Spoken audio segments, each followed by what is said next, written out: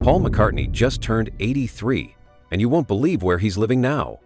This legendary Beatle has chosen a surprising and stunning home to share with his partner. From the incredible history behind the walls to the breathtaking surroundings, you won't want to miss a peek inside the house where Paul and his loved one are making memories today. Get ready for a tour you never expected. Click to discover the secrets behind McCartney's cozy yet luxurious retreat. At 83 years old, Paul McCartney's life looks surprisingly quiet, far removed from the rock star lifestyle that once defined him. Gone are the days of packed stadiums, screaming fans, and the wild energy that came with being a member of the Beatles. Now, McCartney enjoys a peaceful existence, focusing on his family, personal reflection, and his love for music. His days are far from the chaos and noise that characterized his younger years, and instead, he spends his time in serene retreats, away from the public eye. What's even more surprising is where McCartney calls home today. Despite his legendary status, he has chosen to live a life of simplicity and privacy. He shares a home with his wife, Nancy Chevelle, where they enjoy the quiet and calm that many would never associate with a man who changed the world of music. Fans, who are used to seeing McCartney as a larger-than-life figure, are astonished to learn that he now lives a life of relative peace and privacy. In his younger days, McCartney's life was a whirlwind of concerts, recording sessions, and media attention. But as time passed, he sought a balance between his fame and the need for tranquility. His home now reflects this shift, offering him the peace he craves after decades of public scrutiny. McCartney has moved away from the glitz and glamour of the music industry's fast lane to embrace a quieter, more grounded way of life. His current home is a far cry from the extravagant mansions of some of his contemporaries, reflecting his preference for simplicity over showiness. Living away from the spotlight doesn't mean McCartney has retired from his musical career, however. He still works on his music, records new material, and occasionally takes to the stage. But his lifestyle is now centered around family, creative growth, and finding peace in his surroundings. The fact that McCartney is still producing music and performing at such an age is remarkable, but his personal life shows how much he values solitude and reflection. For McCartney, the quiet life is something he's come to treasure.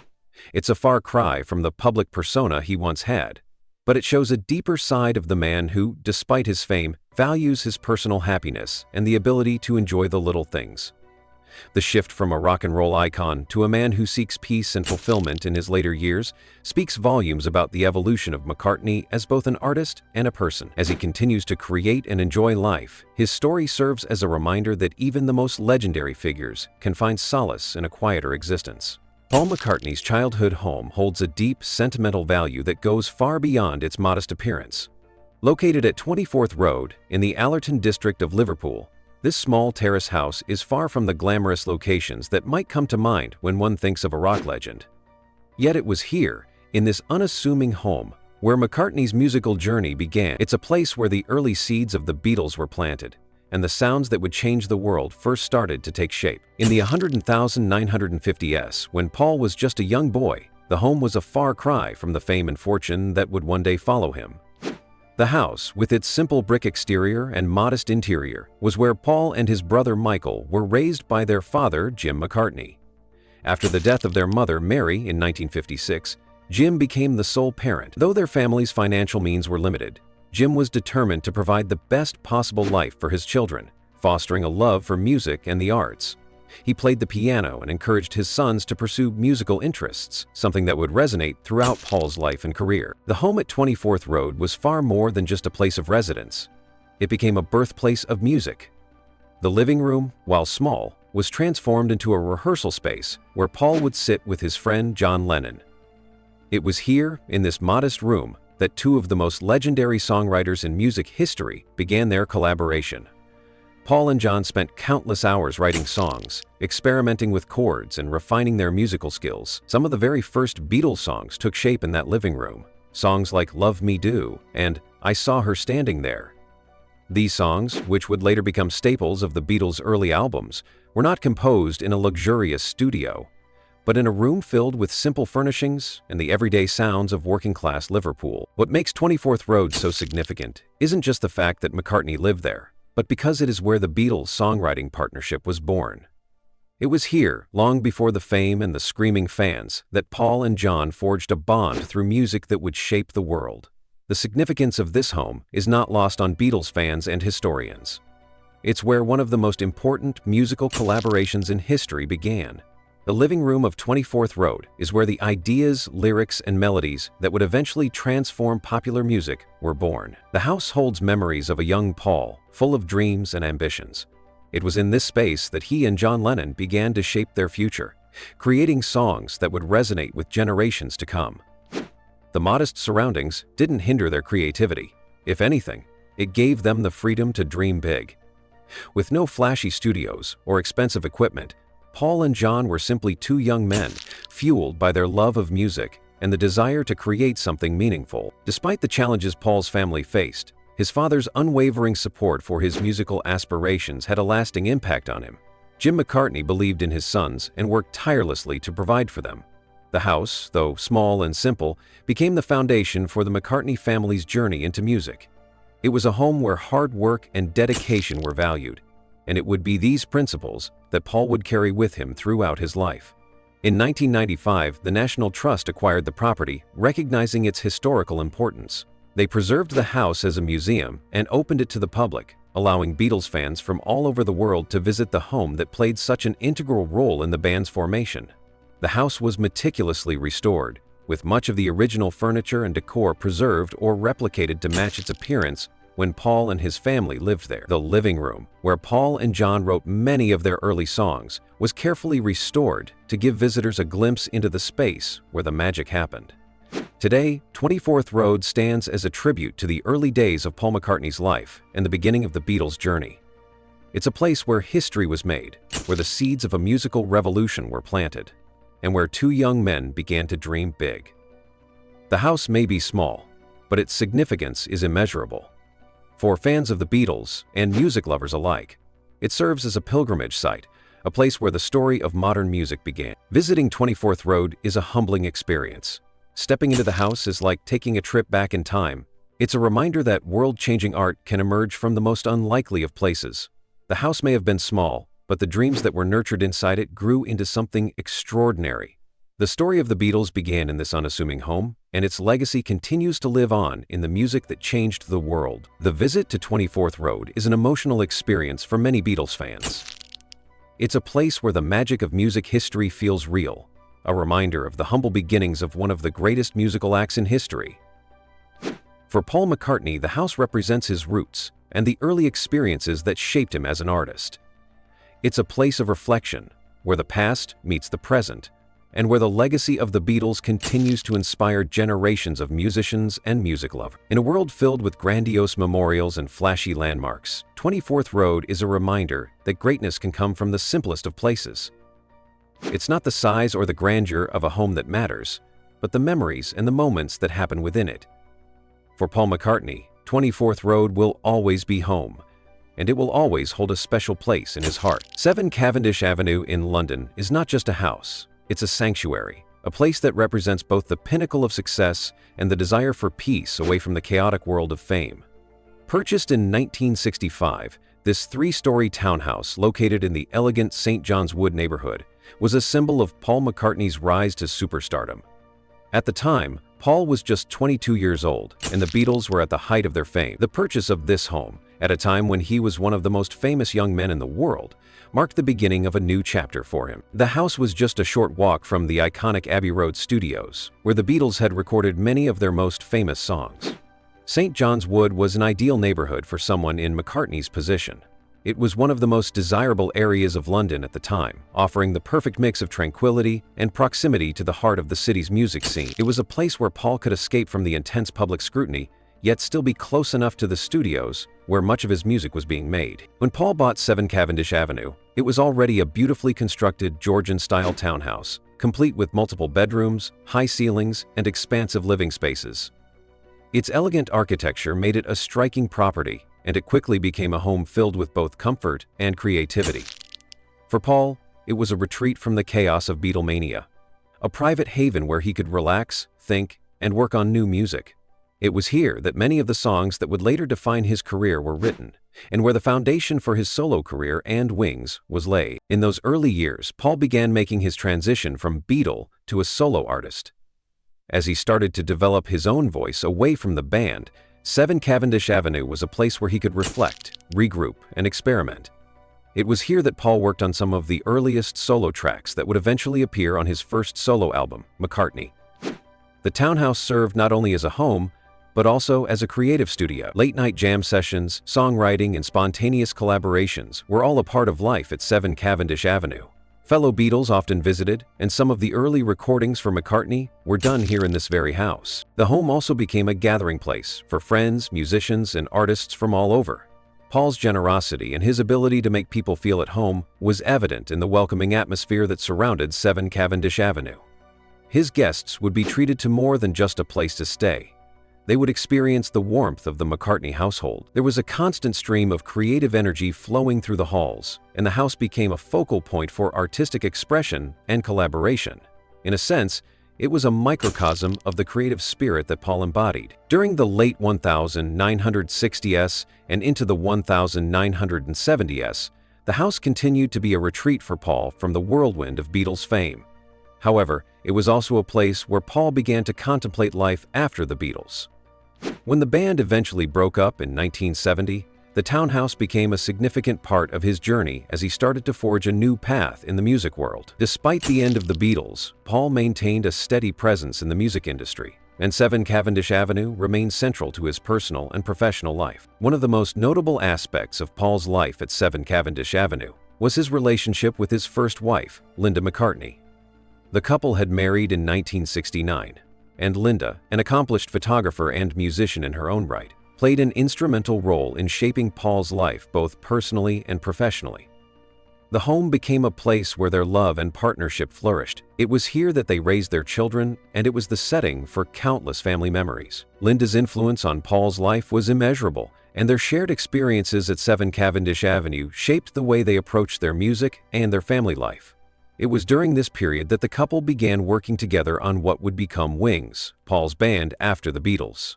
Linda's presence at the house was central to the atmosphere there. She helped create an environment that was calm and centered, even in the midst of the chaos that surrounded Paul's public life. Her photography, her musical contributions, and her constant support of Paul were all woven into the fabric of 7 Cavendish Avenue. The home was also a place of healing for Paul after the Beatles' breakup. It was here, in the sanctuary of his London home, that he could reflect on the intense emotions and struggles he had faced during that period of his life. Paul has often spoken about how the early years after the Beatles disbanded were difficult, and how Linda helped him regain his footing. 7 Cavendish Avenue was the setting for some of the most important personal moments in Paul's life, and it remains a poignant symbol of that transitional period in his career. As the years passed, Paul continued to live at 7 Cavendish Avenue, even after the death of Linda in 1998. The house remained a staple point in his life, offering him comfort during difficult times, while he would later move to other properties, including his farm in Scotland and his more recent homes in Beverly Hills and New York. 7 Cavendish Avenue remained a central place of refuge for Paul. It was a constant throughout his life, and even now it represents a foundation of memories and personal history that is irreplaceable. The home, while perhaps less glamorous than some of the properties McCartney would later own, holds a special place in the heart of the McCartney family. The memories of Paul's years at 7 Cavendish Avenue are forever intertwined with his creative journey. It was here that he began to rebuild after the Beatles, where he crafted some of his best solo work, and where he laid the foundation for his post-Beatles career. 7 Cavendish Avenue is not just a house, but a place of significance in the life of one of the most famous musicians in the world. It's a symbol of Paul McCartney's resilience, creativity, and deep connection to both his family and his work. The house represents not only his success, but also the personal sacrifices, struggles, and joys that shaped his career and his life. It's a quiet reminder of the man behind the legend and the home that helped him become who he is today. 7 Cavendish Avenue may have been a sanctuary, but it was also the birthplace of much of McCartney's greatest work. It's a place where dreams were formed, both personal and musical. As McCartney continues to break barriers in music, this house stands as a testament to his journey, the beginning of a legacy that would span decades. The house was Paul McCartney's refuge, and in its walls, the echoes of his career continue to reverberate. High Park Farm, located on the rugged west coast of Scotland's Kintyre Peninsula, holds a significant place in Paul McCartney's life. Purchased in 1966 during one of the most tumultuous times in his career, this remote 183-acre farm became a sanctuary, a retreat from the ever-present spotlight of global fame. At a time when the Beatles were at the peak of their fame, with all the fame, fortune, and chaos that came with it, McCartney sought a quieter life, one where he could reconnect with nature, find some peace, and restore his sense of balance. The farm was in a state of disrepair when McCartney first purchased it. The house was modest, weathered by years of neglect, and the surrounding land had been largely underutilized. For McCartney, the farm was not just an investment in property, but in a simpler, more meaningful life. Rather than seeing the run-down state of the property as a drawback, Paul embraced the challenge of restoring it. He was drawn to the solitude and beauty of the location, surrounded by rolling hills, rocky cliffs, and breathtaking seascapes. The farm, with its isolation and beauty, provided McCartney the perfect escape from the pressures of fame, allowing him to step away from the chaos of the Beatles' world for the first time in a long while. This move to High Park Farm was much more than just a getaway. It marked a significant shift in McCartney's life and priorities. After the Beatles began to experience internal struggles in the late 1960s, McCartney's time at the farm allowed him to recharge, gain perspective, and focus on what mattered most to him: his family and his personal well-being. The farm, with its tranquil surroundings, gave him a rare opportunity to reflect, be with loved ones, and immerse himself in a slower-paced lifestyle, far removed from the frantic nature of his public life. For a man who had spent years touring and living under the scrutiny of the media, High Park Farm was a much-needed reprieve. At the farm, McCartney was joined by his wife Linda, who played an instrumental role in its revitalization. Linda, who shared McCartney's love of nature, was pivotal in bringing the property to life. Together, they threw themselves into learning about rural life, taking on the responsibility of caring for animals, maintaining the land, and living off the produce they grew themselves. It was a form of self-sufficiency that was in stark contrast to the lifestyle they had known in the limelight. They raised sheep and horses, grew their own vegetables, and even made their own cheese. Linda, in particular, thrived in this environment. As a passionate animal lover and someone who deeply appreciated the simplicity of rural living, she found fulfillment in the work and the quiet beauty of their farm life. The farm provided Paul and Linda with the opportunity to live in a way that was aligned with their values, away from the world of fame and closer to the earth. It was a time when Paul could focus on his family, his music, and his own creative rejuvenation. The farm became a space for healing after the Beatles broke up in 1970, while many saw the dissolution of the band as the end of an era. For McCartney, High Park Farm was where he could find his new identity. The peaceful surroundings allowed him the time and space to shift his creative energy into something new, which would later manifest as the formation of his new band Wings. High Park Farm also became a place for McCartney to reconnect with his music.